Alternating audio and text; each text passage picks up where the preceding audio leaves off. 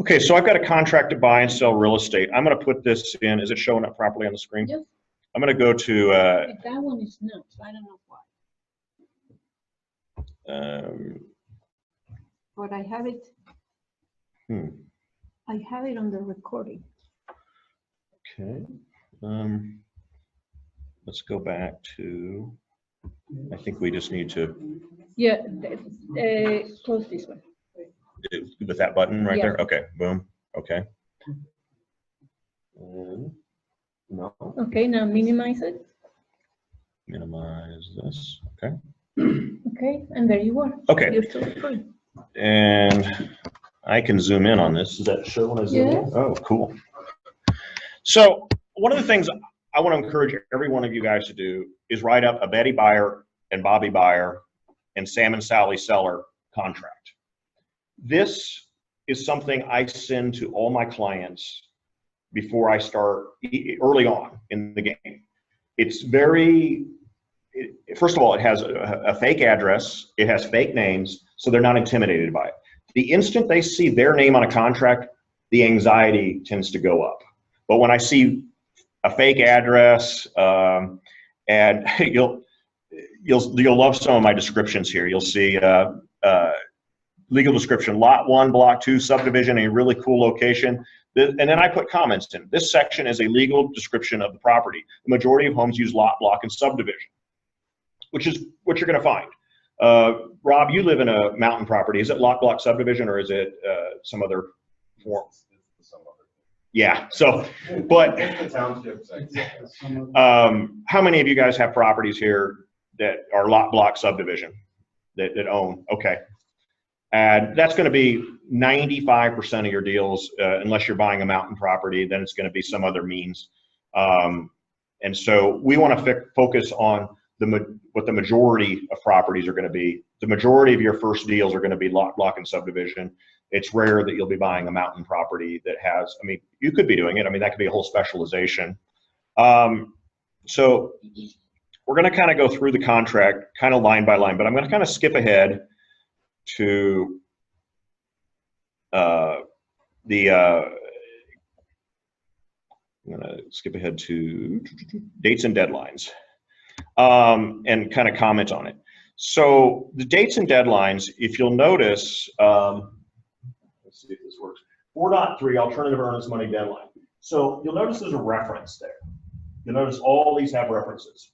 So one of the things you'll want to do as you're building this contract, you'll want to look at the reference and say, okay, 4.3, and then you can go in the contract and you'll see right there, you'll see 3. So we can go down to 4.3, and I'll scroll us down to 4.3. And we can read about what's going on. And this is one of the tricks I've taught people to read a contract relatively quick, there's a lot of things in the contract. It's 16 pages long. There's a lot of things in the contract that do not apply to a lot of buyers, but there's a lot of stuff that does apply. So go down to 4.3, earnest money, and we can read that section. The earnest money is set forth in this section is the form of a personal check. You could have a cashier's check. You could do a wire transfer. Personal check is fairly widely accepted. Some people want to do a cashier's check. Some people want to do a wire transfer. It just depends on the client. I would say 90% of the time I'm doing a personal check. A title company or real estate office, if you're working with one of the RE/MAX offices, typically they hold the earnest money. I am not a big fan of giving the earnest money to a real estate company I've never heard of. You know, if Joe's real estate company is saying they're going to hold the earnest money, I'm a little nervous about that. And at that point, and I've come across that, and I usually say, who's your title company? Oh, my title company is Land Title or First Alliance Title or whatever, North American Title, whatever title company it is. And I say, okay, I will have my client write a check to the title company, not to Joe's Realty. I want to protect my client's interest in the earnest money, and that is their hard-earned money, and I do not want it going to some title company. And there have been title companies that have gone belly up. I will say you want to work with a title company that has a decent reputation. Ask around, hey, I've worked with this title company before. There are some fly-by-night title companies out there. I mean, they're not, hopefully not too many, but some of them have gotten in trouble. Some of them Other agents, you guys want to comment on title companies, or some of your, Rob and Lorena, do you have any opinions on title companies? Or I just did one recently that I'd never heard of. Tiago National Title, the only title company in the state.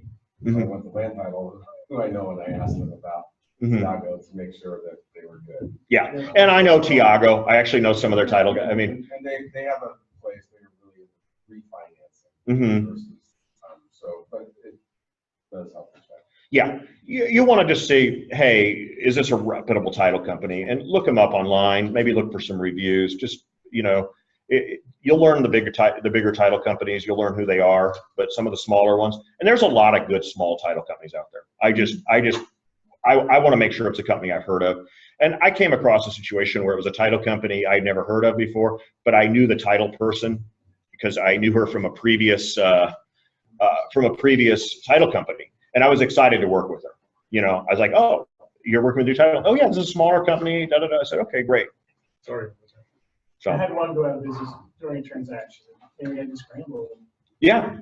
Push back a little time, but, you know, the other company, we had to find a company and they had to step in and kind of cure. Well, and I had that happen too. I actually had that same thing happen. So we have two stories right here of a title company going out of business in the middle of a transaction. Typically, when the economy is good, title companies tend to stay alive. When the economy goes bad, companies get in trouble. And you could end up with a title company that goes out of business midstream. Now, hopefully, if they're providing proper guidelines, they transfer that title work over to another title company. And that's kind of what happened here. They got transferred to another title company, and it was closed there. But this happened 3 days before closing. Let me tell you, that was not a fun experience to deal with. So, okay, so let me go back to the contract buy and sell. Is it showing up okay? Yeah. Okay. Let me figure out how to scroll this faster, sorry. So we want to kind of go through, and we're going to build the contract from ground zero. I'd like to get some volunteers. Who wants to help write a contract? And come up here. Preferably a person who is not. I'm looking for a new agent. Because I could do. I'm a new agent. He's new. You're new? Yeah. New, so. Mike, you want to? Yeah, I've got 3 of them I've already written. Okay, well, come on up. We're going to have you write. We're going to go in here, and that's perfect. And this sample contract, we're going to kind of template off here. And so we want to create a new contract. So go ahead, and I'm going to let you drive. Okay. Can't you go wireless? I cannot get over there. Okay.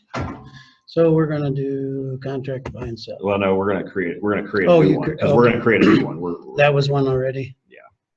So no, where's your? So go back here to CTE. Yeah, there you go. Okay, create a new contract. Create a new contract. Okay. And if anybody else wants to come in and participate in this, they can. So you're going to pick the first one, residential, new. Mm-hmm. And hit go over there. Okay. So. Is yours? Yeah. Okay. So yours does. Okay. Oh, you already got it filled out. Well, so no, this we've already. Oh, that's interesting. It made it. It filled it out again. So one of the things that you can do with this is you can take the MLS listing and import all that. Yeah, it'll populate all that information for you. The lot, the division, all that stuff, name, address. It also populates the listing broker. Okay. So a lot of that work can get done for you very easily. So we're going to go ahead and we're going to start filling in all the boxes on this thing. So we're going to start in line 1. Basically, there's nothing to do. And I like to go line by line and section by section. So section 2, we've got the buyers. Now, how do we want to take ownership of the property? Do we want to do joint tenants or tenants in common? You're going to do joint tenants if they're buying the house together. Okay. But that is a logical solution. But what about if there's a case where there's a second marriage? So let's give an example. We've got an older couple. They're both had separate families. their kids are all adults, and they're married, and it's a second marriage. Well, yeah, but let's go through, I'm going to go through why tenants in common. Because then they can divide the property. Upon their death. Right. So joint tenants, if I were to buy a property with you and we set joint tenants and you passed, I get the property, I passed, you get the property. But in a case where they maybe want their heirs to inherit the property, you would do tenants in common. Does anybody know the default, if this is not checked, what the default is in the state of Colorado? Tenants in common. Tenants in common? Oh, it is? Yeah. The other, you would put in there in severalty, or you could put sole owner. Either one will be sufficient. So that's be if someone is buying it individually. So you would not do that in the case of two buyers. Right. But you would put tenant in severalty, you would put sole owner. So No, in severalty, I would put in severalty. in severalty, or I put sole owner. I've done both. Some people, sole owner is easier to understand conceptually. Because some people in severalty, what does that mean? Severalty actually means broken away. So that's a, go ahead. We cannot advise. That is correct. However, the reality is they're gonna, we can't advise. They don't know. They don't know. They don't know. So what we do is we sit there and say, hey, joint tenant, we can say, here's the thing. We can say, hey, go talk to a lawyer, and they may need to talk to a lawyer about this because they're doing some sophisticated estate planning. In most cases, if you explain, hey, if you, the whole joint tenant versus tenants in common, and say, hey, you're buying a property, if one of you passes, the other of you gets the property, versus tenants in common, it gets split apart. Most people will make a decision based on that data right there. Okay for us to say, explain to them. Explain. Yeah. We can't advise. We cannot legally advise. Yeah. But most people, based on that information, will make a decision. And some people say, well, why would I want to do one versus the other? You could put a comment and say, you can say some comment. I mean, we were taught in real estate school not to say a lot and basically we can't, the reality is we can tell people, hey, and you might want to throw the thing and say, hey, if you want to talk to you might want to talk to an estate plan lawyer to see if this makes sense for you. So let's go ahead and check, do we want to, since they're married and we'll just go ahead and pick joint tenants. Because and I'll be honest, that's what most people are choosing is joint tenancy. Most of my married. Sometimes they get guidance from the lender. Like they put it in her name or his name as long as we be in there. Oh yeah, no, I've run into that too. Okay. How does autofill information from MLS? There's a thing you can click on right there, select listing from, let's see, it's right here. Save time. Click on save time. Oh, okay. Yes. And I'm not going to take us through that because I don't want to pull a real listing in. I kind of. But I've used it. It works great. And you just pick you tell them what MLS you're using, and click on it. And so here, let's go ahead and do a search by address here. I'm going to pick an address. I know there's a lot of properties for sale. It's a condo complex with 37440 Blackhawk. So yeah, get with John or your mentor or any of those, and we show you how to populate it. That way you could do the contract in 2 minutes or less. Okay, so we could do a search here. But remember, we're looking at file. So fast. And select the MLS. We want Denver Matrix. Okay. And 7440 Blackhawks. Are you the one that has a mountain Oh, property? need to put a city. Yeah, Rob, Oh, this is you- the- Inglewood. Do you have a mountain property too, or people give a listing? So let's go ahead and continue. Oh, yeah. Well, I want everybody to see this because this is pretty useful. Do we have? Can we extend our time session or on the recording? Or? We can, but it's just make it too long and people will not watch it too long. Right. Well, but I think my goal is to teach the class, not to put a video together. So here's a. Yeah. So let me go ahead and, so here is I just picked a condo complex that I know has 300 units sharing the same address. You would just click on one of these and choose that one and stuff. So that's a quick way to search, and just cancel that. That's a pretty useful tool, to be honest with you. I think you'll find that. What's that? That's great. Yeah. I don't want to put a real one in there because I don't want to suddenly accidentally send a contract over. Betty and Bobby, that could be embarrassing. Maybe I'll do it to an agent I know. Maybe we'll send John a couple offers on one of his listings or something. We could do that as a class. John's gonna be like, I got 15 offers in from Betty and Bobby Buyer. But otherwise, you're gonna be copying it from there and typing it in anyway. Yeah. Now, there are some times you could be, so give you a situation.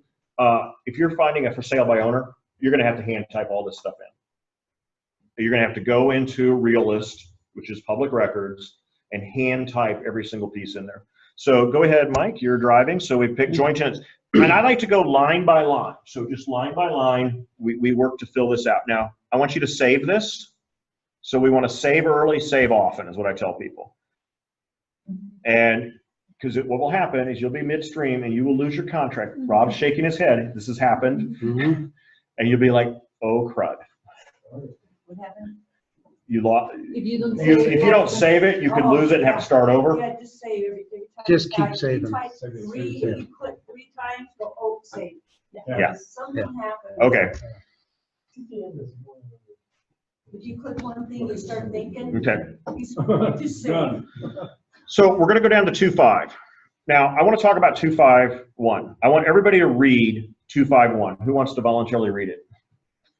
And the reason I'm asking people to read this is so confusing. And I have seen numerous agents screw this up. So, and I want to read it, and then I want you guys to tell me that I'm going to ask some questions. So, who wants to read it out loud? I'll read it. Okay. Conclusions. Attached. If attached to the property on the date of this contract, the following items are included unless excluded under exclusions. That's confusing in itself. Lighting, heating, plumbing, ventilating and air conditioning units, TV antennas, inside telephone network and coaxial cable wiring and connecting box jacks. Yada, yada, yada through that a little bit. Stuff that's built in, that's already there. So here's the thing. A lot of people will go in there and say floor coverings, wire. So people sometimes think that this is not included. So this is a little bit confusing is what it boils down to. And the reality is it is included, but some people think it isn't. Because they sit there and all they see is the exclusions, and then they see lighting, heating, plumbing, and they go, oh, well, those are excluded. No, they are included. So let's go through 2.5.1. We want to put the number of garage door remotes in here. Some people will type all. What's wrong with all? Anybody? They may not exist. They may not exist. I always put a number, or I ask the agent. I'll be honest with you, this is a minor issue in terms of, some of the agents say we'll just insist that it's all fine. I don't care. I like to put a number, so put 2 and go ahead and let's keep going. Okay, on this due diligence docs, so this would be a situation where you have a solar lease or something like that, security system or satellite system. You want to check none here, okay? And the reason you want to check none is if they don't, but if they do exist, you'll check solar panels and then you would uncheck none. Most of the time, if you have a situation with solar panels, you need to talk to your lender. It will complicate the deal more than you think because there's a lease. The buyer has to qualify for that lease. And with the trend of everybody going to solar panels, I actually sold a house for a lender friend of mine. And let me tell you, we had a nightmare dealing with the solar panels and it was the countless amount of hours we had to do to get that deal done was unbelievable, all because of a crazy solar panel lease. So, and most solar panels on a house are leased, not owned. Very rarely does somebody write it. That's another one. What's that? The security system. Security system, yeah, that's not as big a deal usually. The solar panels are a little bit, usually the security systems have a buyout or something like that. You could buy out solar panels, but yeah, becoming aware of that, and that'll become a separate topic. Inclusions, so let's go ahead and keep going. Personal property, any personal property must be conveyed at closing by seller free and clear of taxes except personal property tax in the year of closing. Except, okay. Maybe I want to comment on personal property. Any of our experience? Hot tub. Hot tub. Or baths, things that are not attached. I have sometimes bought a house with a piano.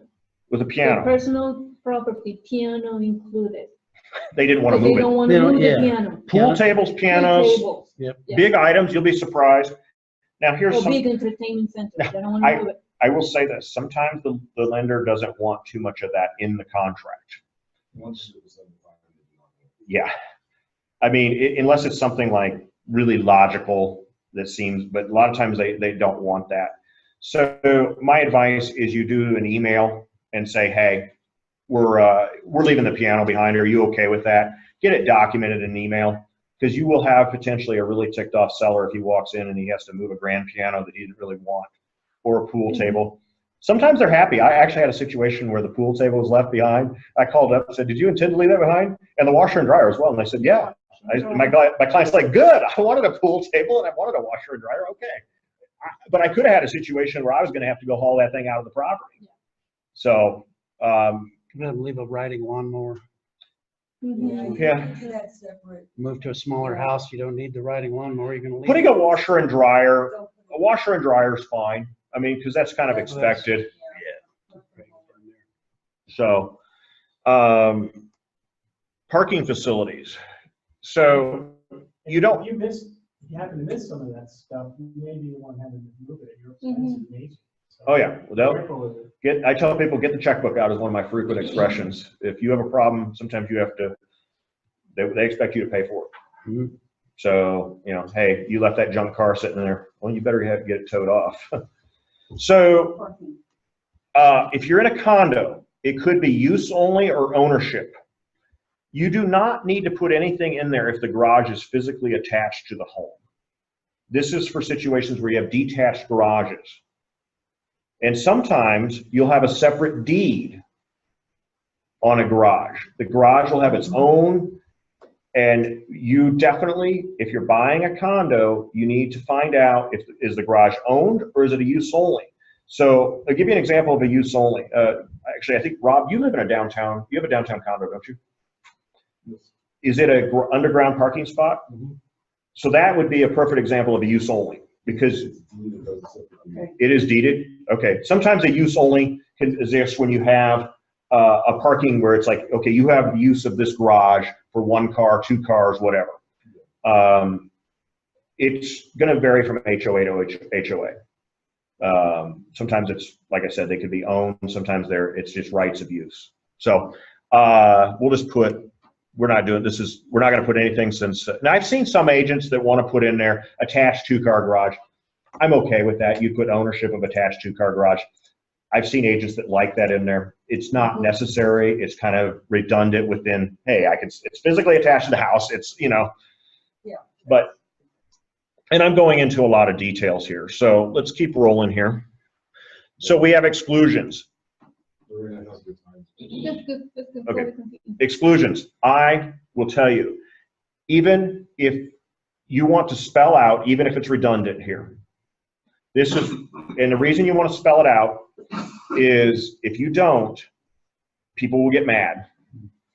And so I always ask the listing agent, hey, sometimes they'll say excluded is, they'll want to put client's personal property, whatever. Put whatever the listing agent wants in there, because, and add, it's okay to add some redundancy to the contract.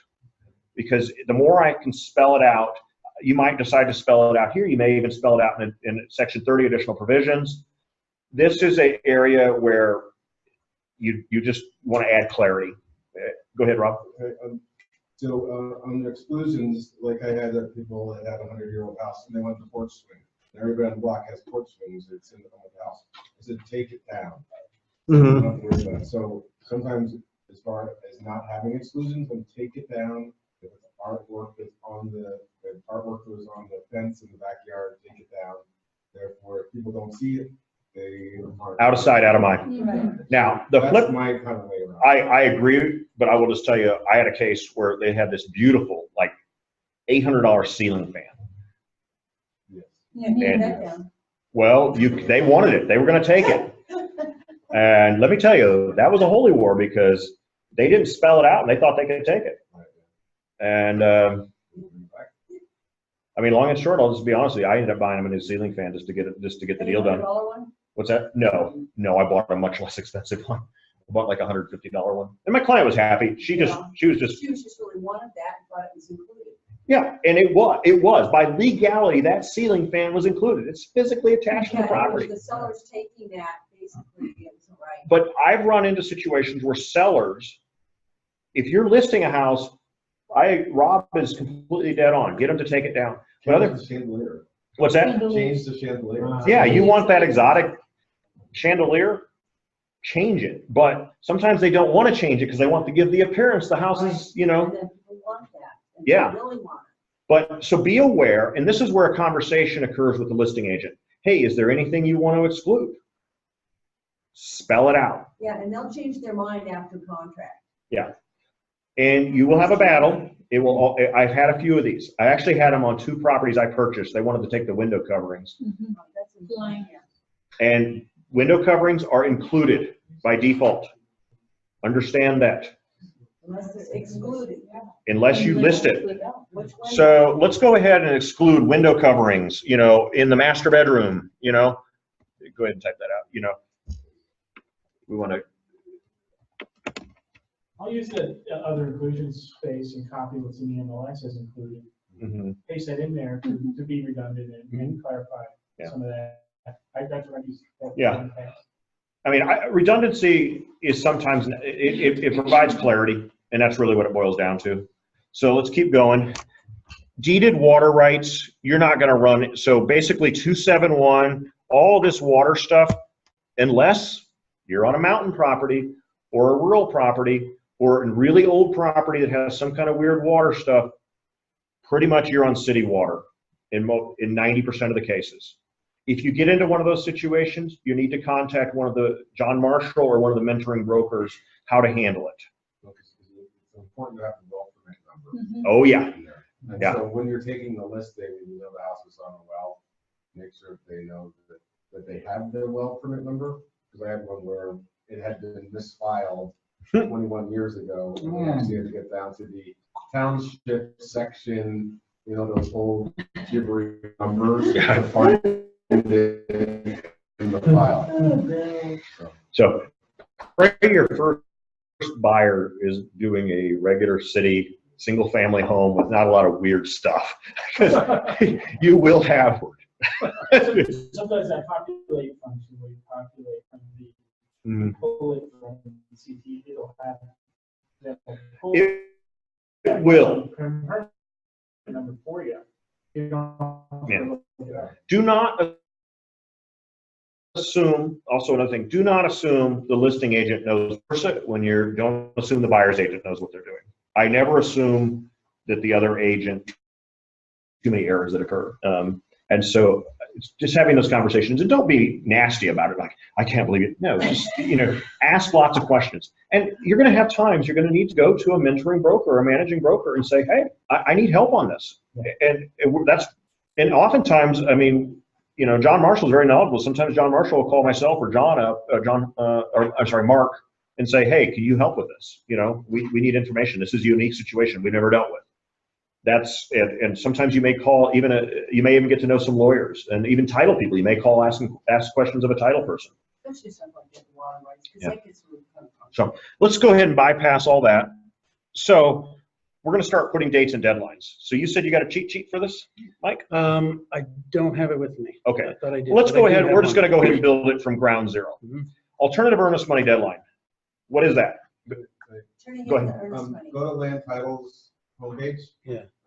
They have the best hands down cheat sheet because it's And I colorized. have it, so when I share the files, I'll share that document. I have it Non-title on the has a bulletin board cheat in sheet. my That's office. the best cheat sheet ever. Cheat sheet, there you go. That's Dates and Cheat sheet deadlines. for dates and deadlines. Yeah. Oh, it says cheat sheet? Yes, I don't know. Yeah. it's all the days of But deadline. it's color coordinated, so something should be done in a week or 2 weeks or 3 weeks. And it actually corresponds with, so if you have record title deadline and then down below where it says deadline, title date or whatever, you know, it's supposed to be a big difference. Yeah. CHEAT. Oh, I guess. Okay. But I'm gonna share it with you. Okay. So alternative earnest money deadline. This is basically when your client has to write that check for the earnest money. You want to be talking to your client about it and say, hey, do you have the money right now in your account? Or does it need to come from your 401k? Is it gift, you know, find out where that money's coming from.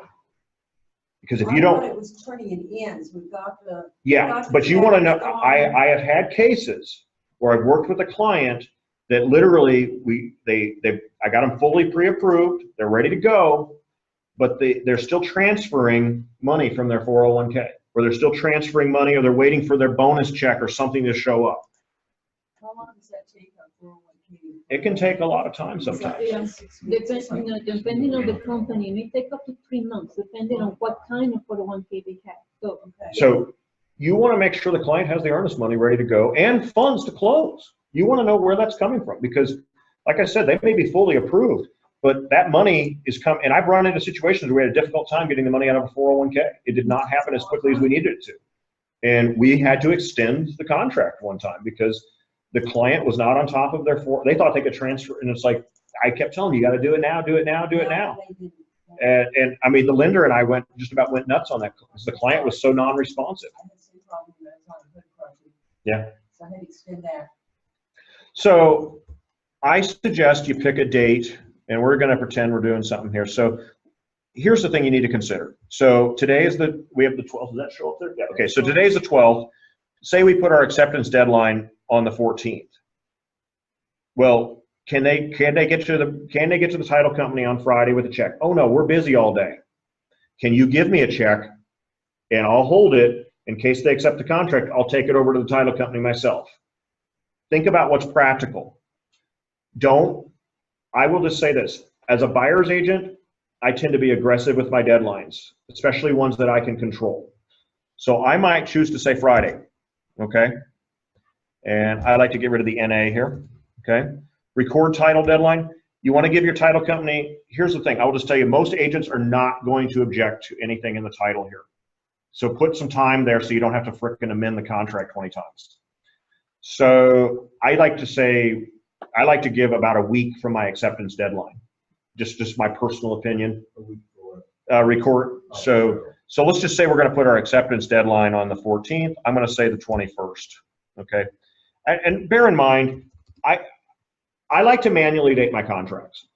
Mark, I have a question for you. Did you manually date or use a template?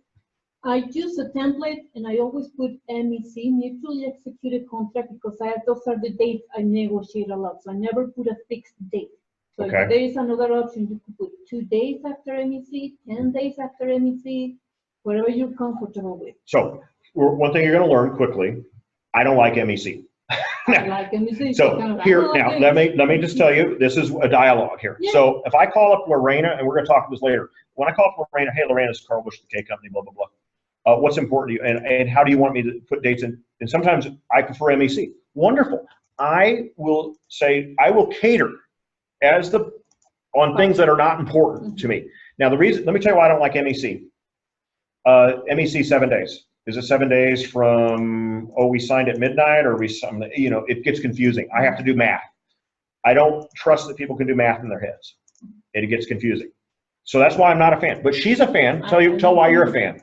Well, I could control, especially working with a lot of investors. They want to move the dates a little bit. So it's 2 days after mutually executed contract, but you don't know if the contract was signed 5 days later, 20 days later, because sometimes happen on investors. Their offer is pending until they sign.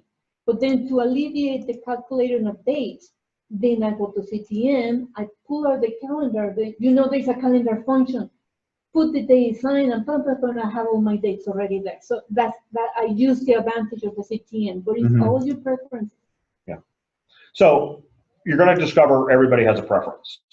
And Lorena, she called me up, I might say, I want hard dates.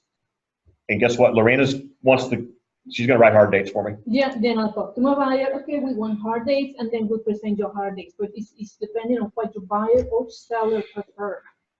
So learning that learning what, and like I said, in a strong seller's market, I try to pick my battles. And that's not a battle. If they want MEC and I'm dealing with Lorena, I'm going to do MEC because I want to make Lorena happy, because I may be competing against 5 other offers and Lorena's like, I don't like the way they wrote this contract. Okay. So I usually put this, you know, I look and I say, okay, let's go a couple days. Let's see, there we go. Oops. I try to parallel these, so I'm just going to put the 25th, and I like to allow a couple days in there just for objections and stuff. So one thing to understand about objections, here, I should let you drive, sorry, I'm stealing your thunder. Keep them the same on the type. I try to keep things in parallel. Now, some people take it to an extreme. Personally, I not, like land title gives you this week, the phase thing. I try to be super aggressive on what I call critical objections. So, no, you want to keep it, you want to be further out. So you want to match the 25th. And then I put title resolution deadline, I put the next day, so that they give a date. Hopefully there's not a title problem. Sometimes there is. And that's why these dates exist. I call title objections a conditional objection. And when I say conditional objection, meaning I can't say, oh, I'm objecting to the title. You usually have to have a good reason you're objecting to the title. And a good reason would be, this property's got something really weird with how the title, can anybody, experienced agent, you want to bring in a weird title thing you've ever seen, or anybody? Yeah, that's a perfect example. An easement, and they've got a shed on that easement or something that is not, actually my property has that shed on an easement. And I deal a lot with multiple liens, because I know the title needs to work on releasing those liens with the seller, especially with that. So sometimes we object based on, oh, we found more liens, we don't want it anymore, because it's going to take a long time. Yeah. Generally, if you have a normal property, you've got one or two mortgages on it, you know, first lien, second lien. You don't have a history of, sometimes what happens is when somebody goes to sell a property, and I had a situation where I sold a property of a twice convicted felon. No, okay. This felon it took me 3 months to get a clear title. There's a perfect example of and my buyer, the buyer, I was representing the seller. The buyer was happy to stick in it. Buyer wanted the property. The buyer stuck it out. Buyer actually even helped pay. So myself, the buyer's agent, and the buyer, we split the cost of an attorney to get the mess cleaned up. That's how bad it was. We had to get an attorney involved. Yeah. So we put the next day. Okay. Association documents.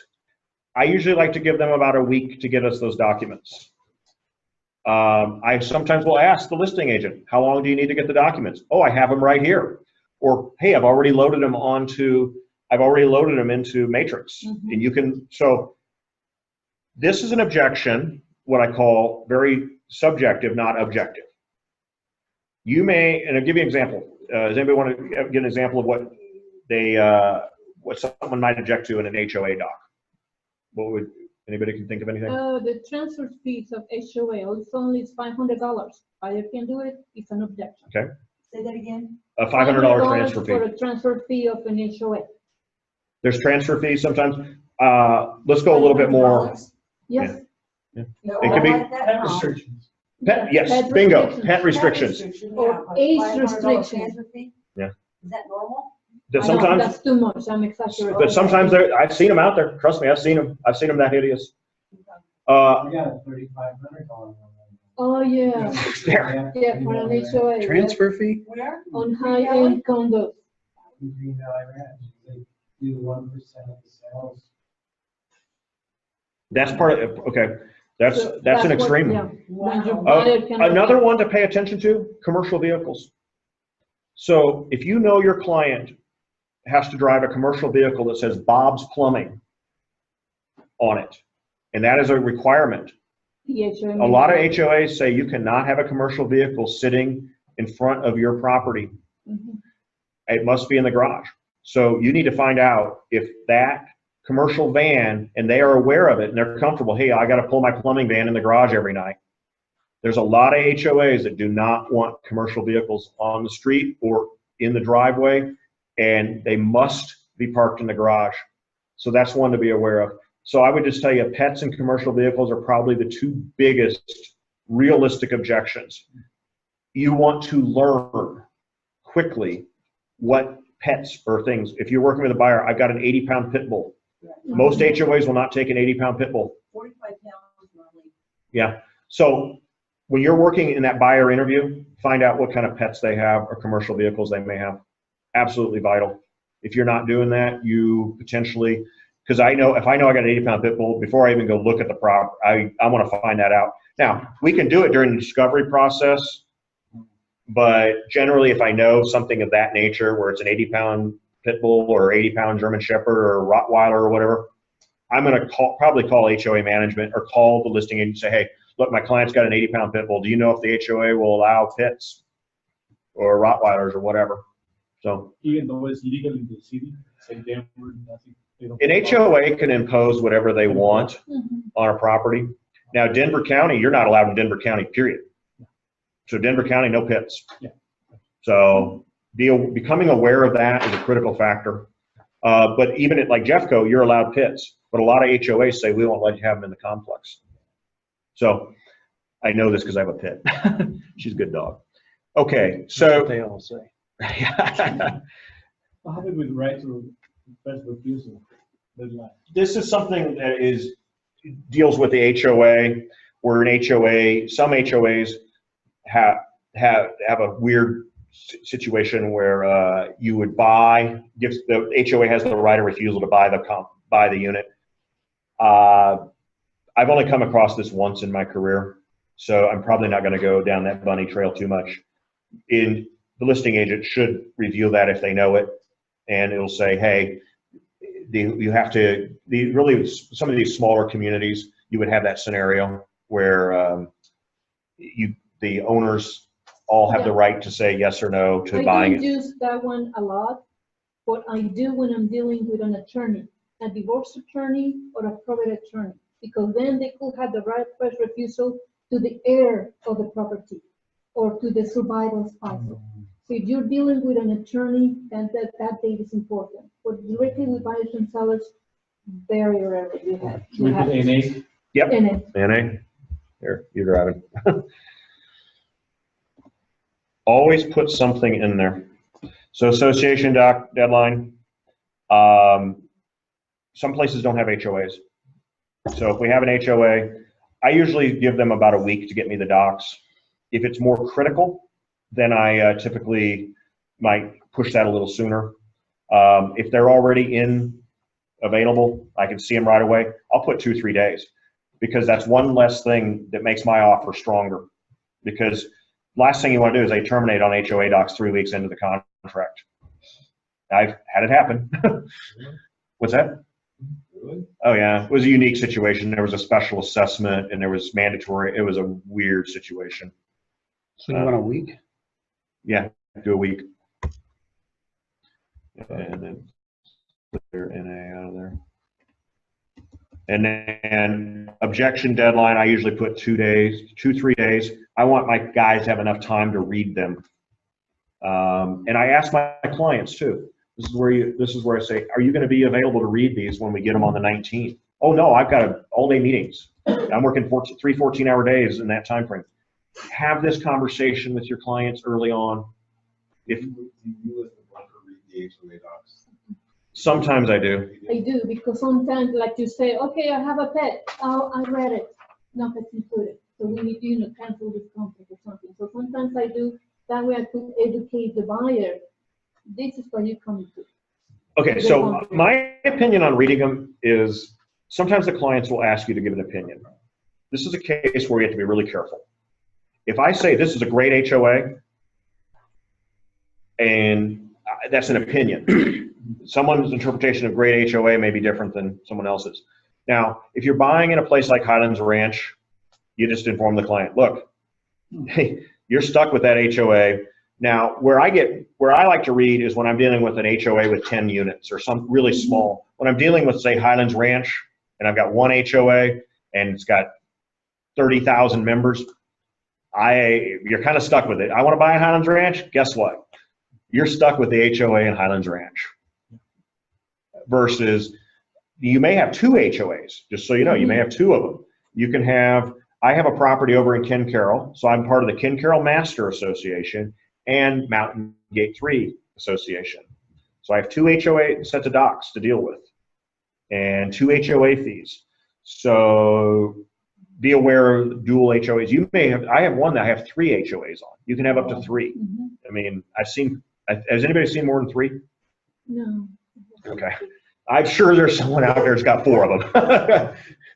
So, however, even though you have just one, learn how to read if they have a special assessment. Because they may be paying $200 a month and you put it there, but in 2 months they may have $800 a month because they're changing the roof. So your buyer needs to be aware of that cost. Seller's property disclosure. You want to find out, it may already be filled out and online. If that's the case, just put the 2 days, 2 days or whatever. It's, you want to get that seller's property disclosure before. I like to get it before the inspection. Yeah, me too. I want the day after money is delivered. Yeah. So before the inspection. And if it's already delivered, you can even write in there already delivered. You could just write in there already found on CTME. Or found, they put it in CTME. I mean, CTME, yeah. Or they put it online too. Loan application deadline. Here's what I like to put in here. I like to put the words completed. Oh.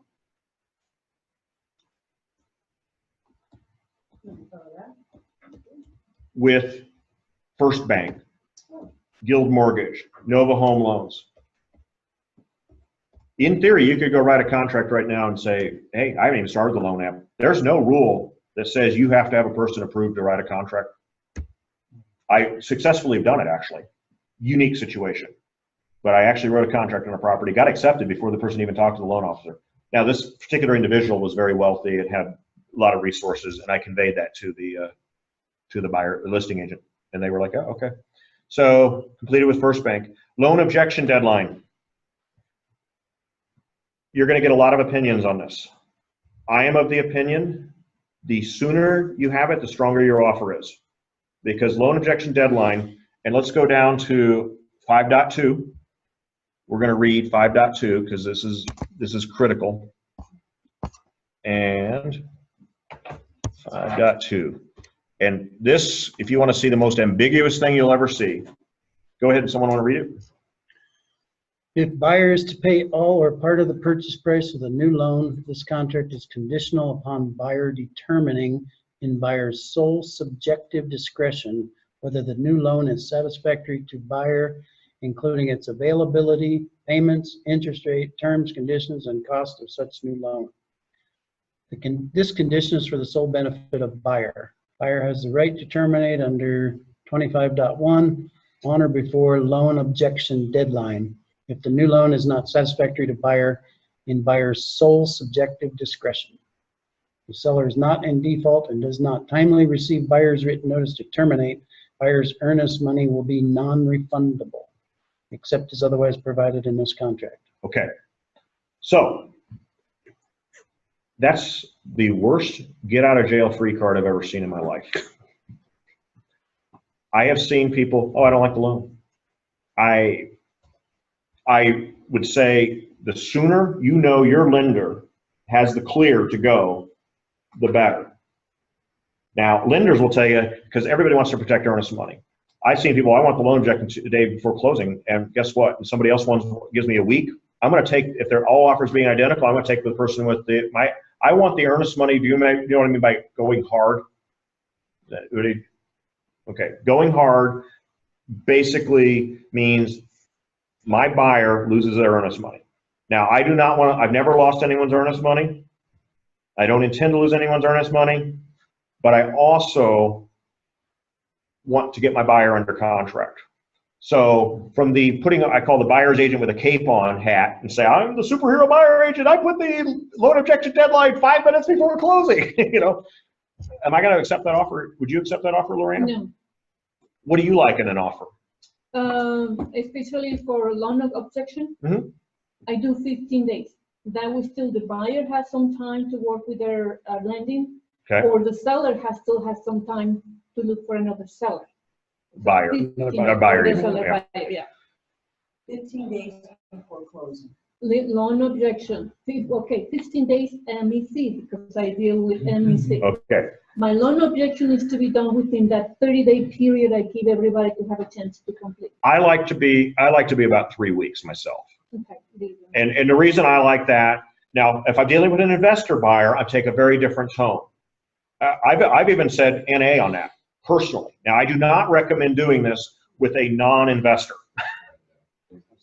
But when I'm buying stuff for myself, I'm confident with my loan at First Bank.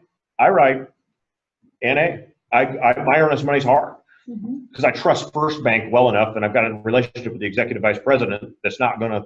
And I put a huge earnest money down. Do not do this for a retail buyer. If you have a very seasoned investor who's a high risk taker, who owns 20 properties and does this kind of stuff, document and highly advise that you not do it. Depending on what client, like, thanks for reminding, I do work a lot with investors. My investors are cash, so there's no appraisal, there's no loan. So I put NA, just inspection on the car. I've dealt with an investor also that's getting a loan, but has cash to back it up.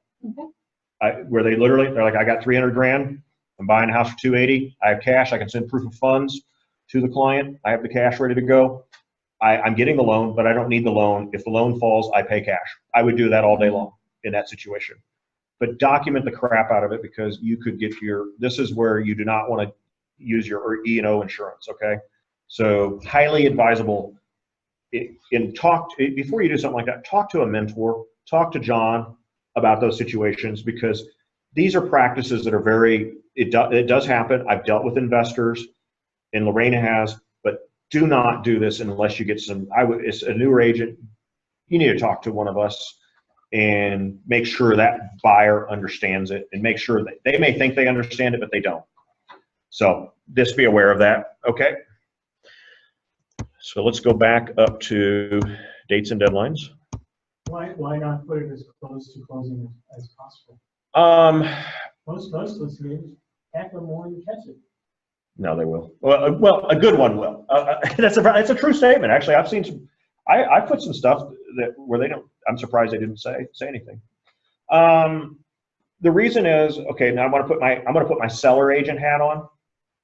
I'm going to start lining up a moving company. I'm going to be lining up a new place to live. And 3 days before closing, you back out. It's a nightmare. So now the seller is home. So always be thinking. Yours is 3 weeks before closing. No, 3 weeks after. So if we started the contract on the 1st, I put the 22nd. 3 weeks after contract acceptance, typically. Okay. You could be more aggressive. It's going to depend. If I feel like I have a buyer that has a complicated situation, and this is where I say you want to get some counsel on this. So, hey, I have a buyer that I'm not sure they're going to get their loan. They've got some stuff. They're so on the edge. You know what I mean? This is the buyer that has $2,000 to their name. They're doing a $500 down program, blah, blah, blah. We don't want to put that buyer into a situation where we risk their earnest money. And so be thinking of it. But if you have a buyer, they have an 800 credit score, they've been on the same job for 5 years, they've got 50 extra K in the bank, this is going to be an easy deal. If you're dealing with a self-employed borrower that's got some complications, how much do you trust your lender to? I mean, there really is, how good is the lender? And so talk to your lender. Your lender will give you some opinions on it. The lender may say, no, I want some time there, because this is a situation where it could get a little shaky, or, man, they're so close, because I don't necessarily trust that my buyers are going to behave well always. I've had buyers literally go out and buy $6,000 worth of furniture It's 3 days before closing, showed up on the credit report, and what's that? Yeah. So They don't always know. Next day, you buy the house. Tell them. yeah. Buy the car with the truck. I tell people that as soon as you walk out of closing table, do whatever you want, you know. But you will have people that will do stuff that's irrational. So gauge the buyer. Gauge, is this a buyer that's extremely responsible? Is this a buyer that's bought several homes before? Is this a new buyer? Is this a buyer that's maybe not been so good with their credit? Gauge the buyer. Gauge their competency level. So loan objection deadline, let's just go 3 weeks out. Boom. And hang on, why are we, let me shrink this down, sorry. Okay.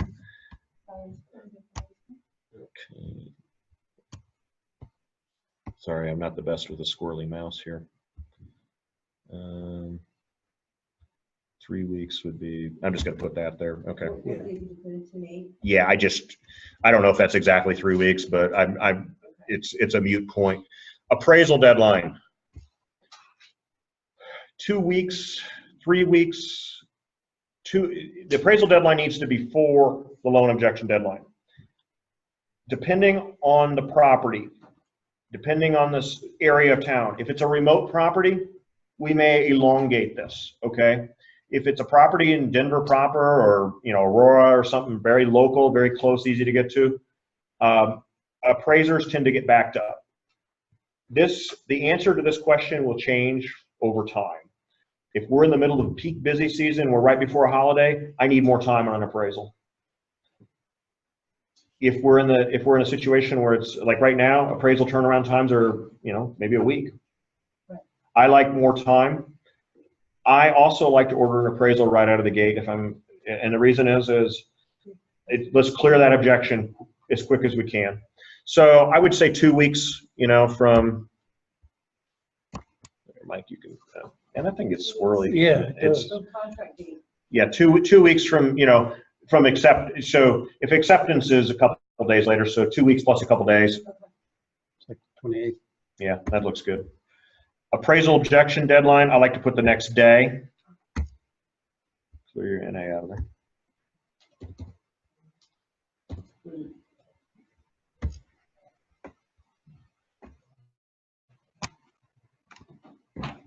And then resolution deadline, maybe the next day or something, you know. Okay. That can go relatively fast. If I have concerns about the appraisal, I might put a little more time in there. I will just tell you, 99% of the properties I've done deals on, they appraised just fine. Has that been you guys' scenario too? Say 99. Dude, get a few more properties, you'll get your average up. I mean, I've missed on a couple of them, you know, where it was just off. And one was a complete surprise. The others were like, I wasn't surprised. Yeah. Sometimes I was surprised the other way where it came in higher. I was like, you gotta be kidding me. Okay. Survey. Generally, we do not need a survey. Not in the city. Not in the city. You need a survey. If you're in the mountains, survey.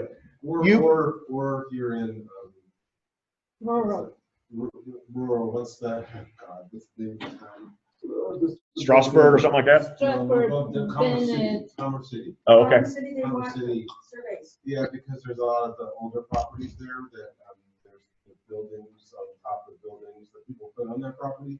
So I had to have an ILC done up there. And it made sense. How much do they charge you? And I want to say it was $152 for an ILC.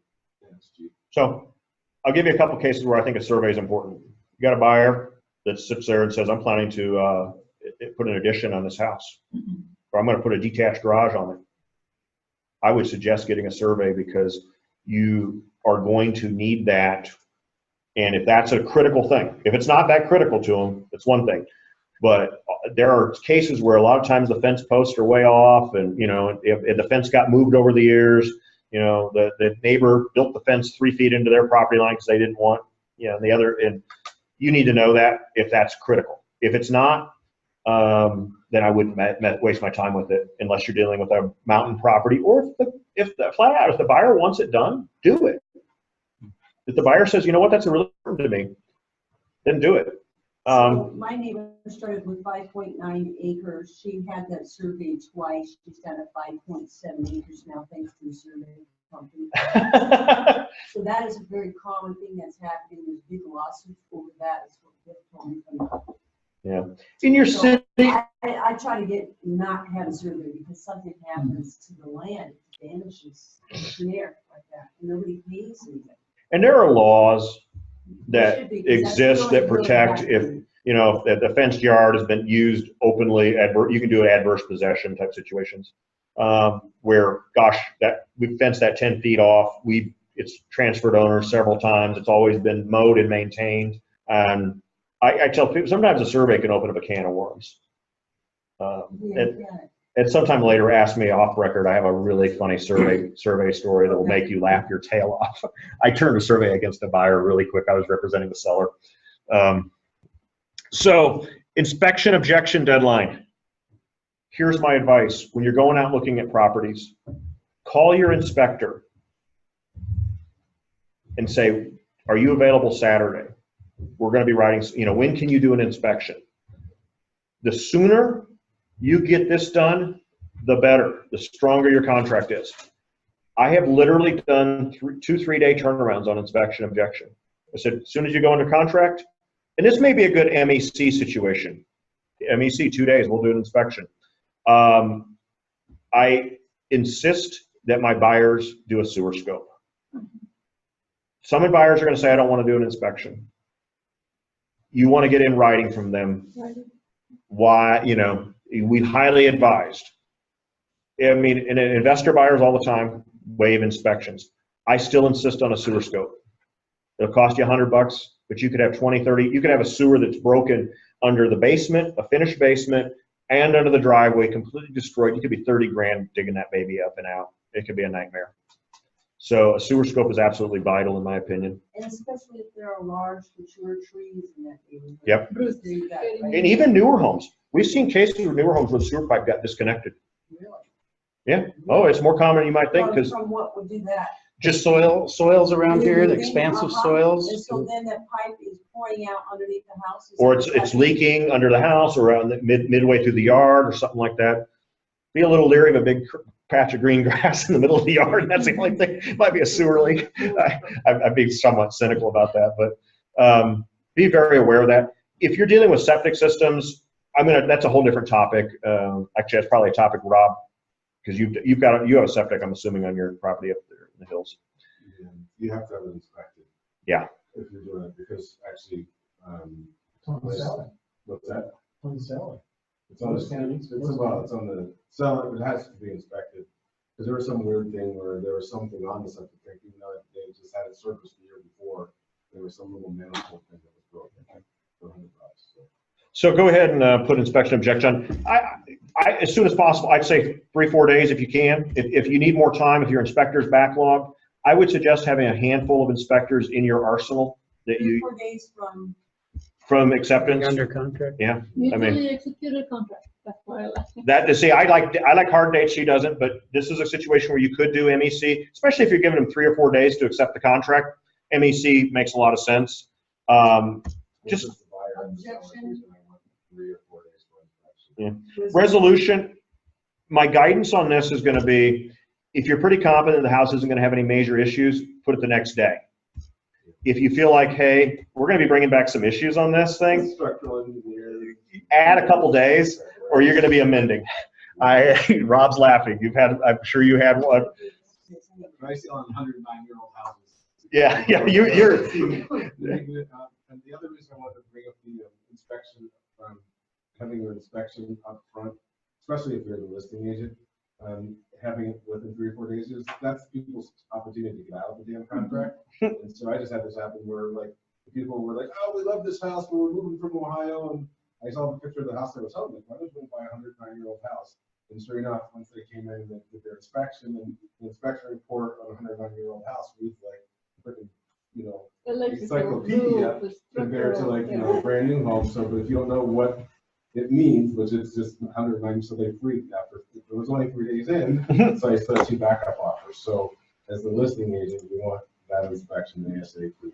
Yeah. Because that's people's opportunity to get out. You don't want to be off market for a week or 10 days before you have to get back on. I like to get it done. I like to put it as Friday as a sidebar. So I'll even call the listing. Hey, if you accept my offer, we can get the inspection done by Friday, so you can go back on the market the next weekend. Mhm. And so that's kind of one of my tricks. The autofill on mine, for some odd reason, likes to put the inspection resolution deadline prior to inspection objection deadline. I don't know how those get reversed. That's maybe a CTME question, and maybe it's something in your Maybe how it got set up, I don't know. Yeah. Okay. So property insurance objection deadline.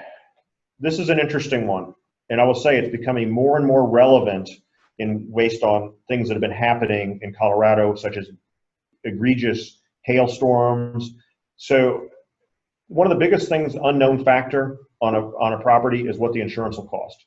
You do have some properties here in Colorado that are in floodplains, and you require flood insurance. That is something that the lender will require if it is listed in a floodplain.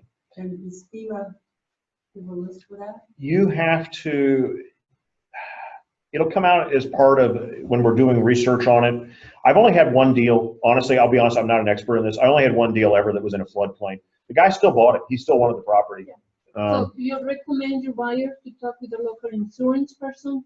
They'll have the map of the flooding, and then say, okay, either it's an inspection objection or a insurance objection, if they do that. So I like to get that going as quick as possible.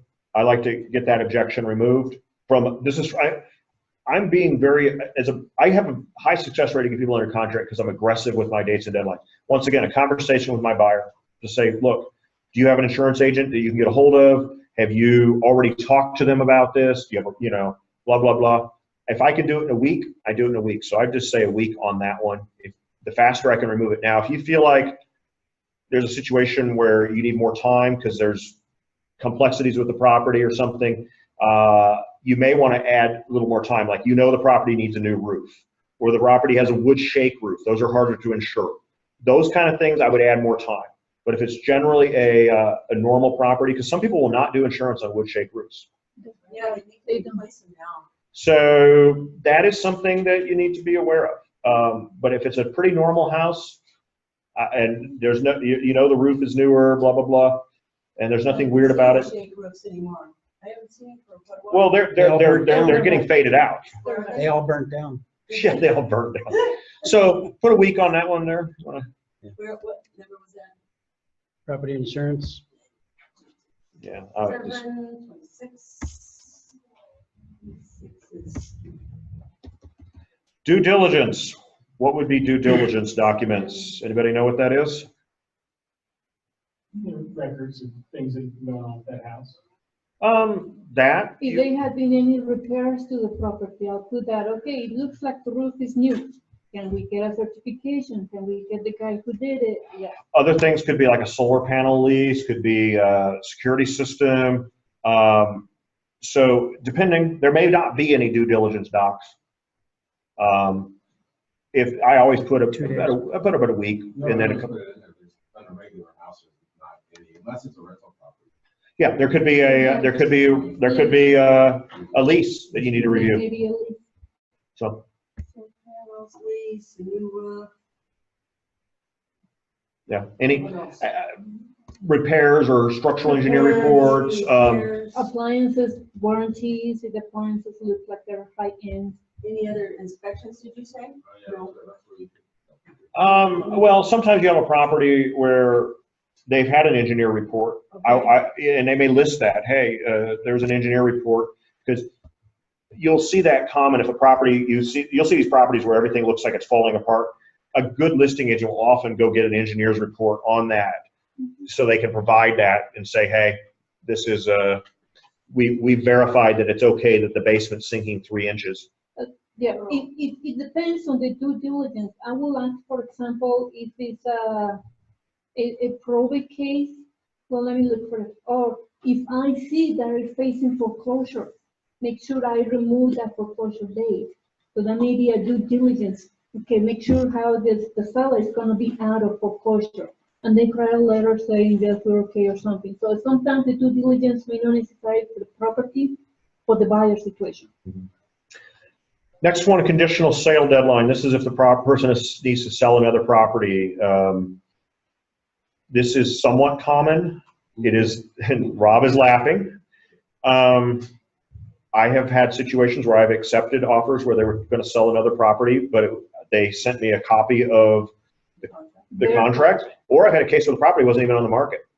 And we took it anyway because we looked at the neighborhood and said we knew it was going to sell in 10 minutes. Yeah. And if I'm taking it or accepting or writing an offer on a conditional sale, I try to provide as much information. Hey, we're going to price this house aggressively. We're buying, selling in this neighborhood. We're only going to take conventional offers, blah, blah, blah.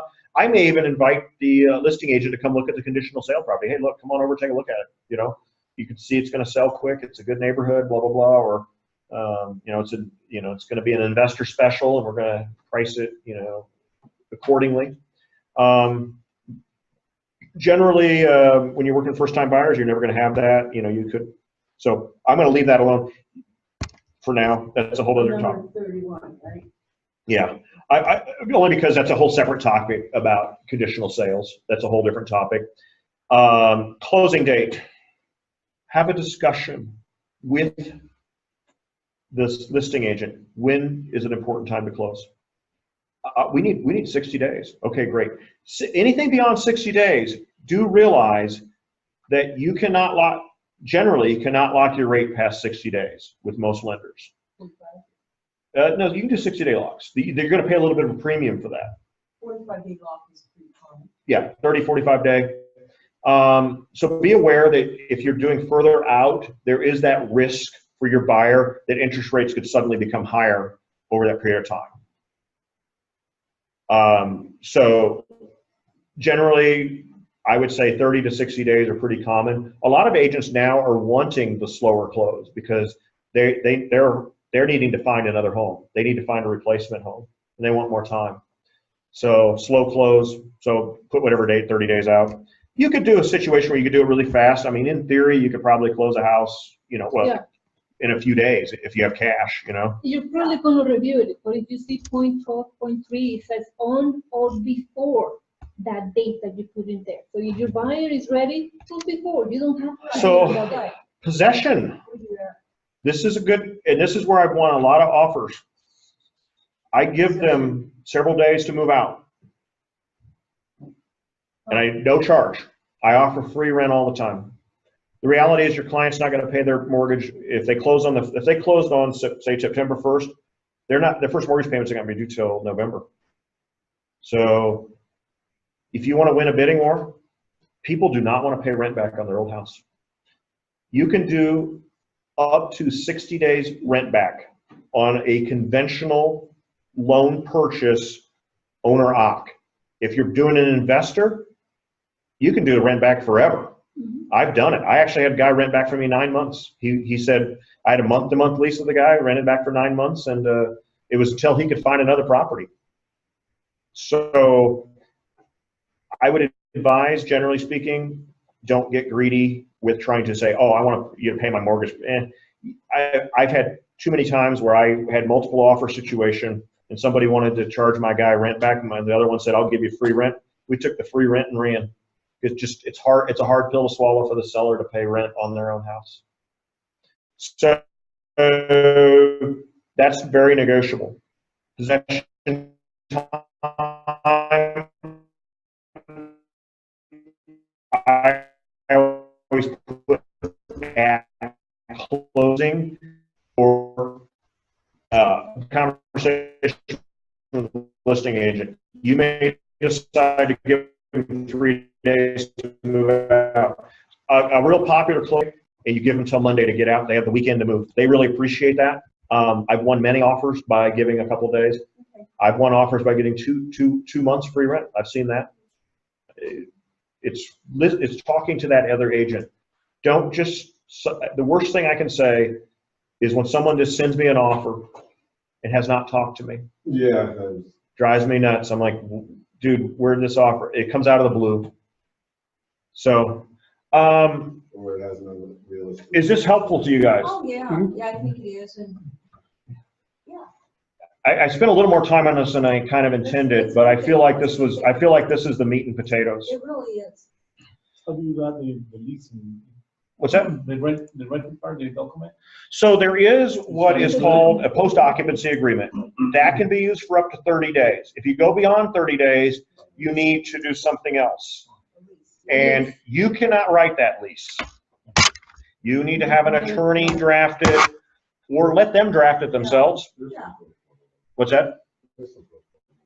Yeah. Well, because also the person buying, if they have a loan, they can't, it says they're taking possession of the home, and I forget what it is, 45 days that they have to take possession, or 30 days. So if they're good, if the seller is letting if the buyer's not moving in for 3 months, they're in violation of their mortgage agreement. So therefore, they technically shouldn't be able to do it anyway. We have to be careful of occupancy fraud. It is very common. It is being cracked down on, and we do not want to participate in it, hands down. Now, you may have a situation where you do a 60-day rent back and those people don't move out. You're going to probably need to get a lawyer involved.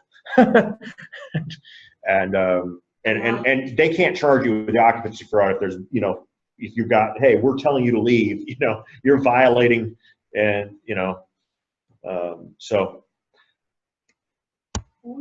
So talk with the agent. I had a situation where the seller, she was pregnant and she had her baby a month earlier.